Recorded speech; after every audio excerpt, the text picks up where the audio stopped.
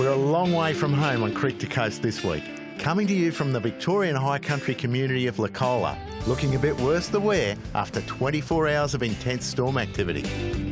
As you can see, we weren't the only ones that copped it yesterday. All this debris around us, there are trees down everywhere. All we've got to cover today is 90 kilometres. It's about an hour's drive. We don't know how long it's going to take. We've re-equipped with everything we need to clear timber off tracks. It's 10:30 and we're going to go and give it a go. Unfortunately, Daniel's had to head home overnight, but the rest of the crew are ready and willing for another day. The drive out of Lacolla starts with what would have to be one of the most spectacular stretches of road anywhere in the country, even if the road itself resembles the aftermath of a tropical cyclone. Well, this is our first obstacle for the day. There's only 3 trees. It's good that they're all together, makes it easier. And the way these are wobbling around, it'll make it a little bit more exciting. Apparently this track features the highest stretch of road in the country, and I'm told it's quite a leisurely drive in the warmer months. But in winter, it is strictly 4-wheel drive only, and it's not long before we find out exactly why. Well, I've quickly learned that driving on snow is a lot like driving on sand, really soft, dry sand. But it feels like mud. It's really slippery. Brake traction, sink through it in an instant, and then you're stuck. It's very, very easy to belly out, so it's a matter of gently as you can go and just ease the car along and try not to spin those wheels and dig yourself in. The biggest difference between sand and snow, apart from the temperature of course, is the traction, which requires an entirely different driving technique when it gets deep. You would have seen he's not gunning it, he's just going as quietly as he can to stay on top of the snow and pack it down rather than cut through it with the tyres. It's slow progress, but the big advantage of travelling in convoy is once the first car has cut a path, it's much easier for the vehicles behind to follow the ruts all the way to the top.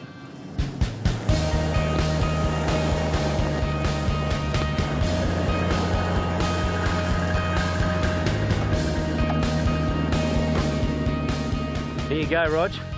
2 days of hard work, mate. 57 dropped trees that we had to get through for all this. This is what I brought you to see, the highest drivable point in Victoria. Well, it's not much of a view, mate. The view you can see for miles up here. Generally, except today. Yeah, well, mate, 2 days, 2 kilometres. The last 2 kilometres took 2 hours. Yeah, well, and for all a magic 2 minutes up here on the summit because it's too bloody cold. Let's get out of here. Let's go. It's important to note that during winter, this road requires a permit to traverse, issued by 4-Wheel Drive Victoria, and there are some pretty strict requirements around planning and safety equipment. Their website is a great resource with information about the area, as well as trip planning, driver training, and the all-important tread lightly principles. The Parks Victoria site is also well worth a look, with permit information, camping areas, and winter closure details. There you go, Rog. Thanks, Pete. No worries. Well, that's it. Time to pump tyres up. That means we're off the mountain. We've had our air pressures down as low as 8 psi to get through some of that soft snow. But now it's all downhill. We're back on the gravel and we head toward a warm fire and a warm meal, hopefully. If you're planning a trip like this, I can't stress enough, the key really is preparation.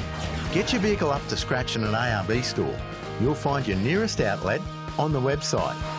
If you're after a bit of local advice, then I'd definitely recommend stopping into the stores at Bairnsdale, Albury or Mansfield, where you can pick up last-minute supplies as well as chat to someone who knows the area. And finally, I hope today's show hasn't scared you off the idea of giving a trip like this a go for yourself. Sure, we experienced some pretty trying conditions, but we were never in any danger, and in good weather, a tour like this is easily within reach of most people. We set out to see if the wild spirit of the Snowy Mountains still remains, and there's no doubting it's as strong as ever. But I think it's also true to say that the dogged determination to push on in the face of adversity that's exemplified in Banjo's classic poem is still just as strong. It's a topic that's certainly going to be up for discussion at our final debrief session at another popular 4-wheel drive touring destination, the Jamison Hotel. Well, I was a bit optimistic with my hour this morning. It took us 8.5. But what a great bunch of guys. We had great gear, we beat all the odds, and above all, we saw some of the most fantastic scenery you'd ever want to see. So that's it for Creek to Coast this week. Next week, it's back to Scotty and the gang, and now it's my shout. Creek to Coast is produced in proud partnership with BCF. Boating, camping and fishing, this is living. We drive vehicles supplied and serviced by the Motorama Group.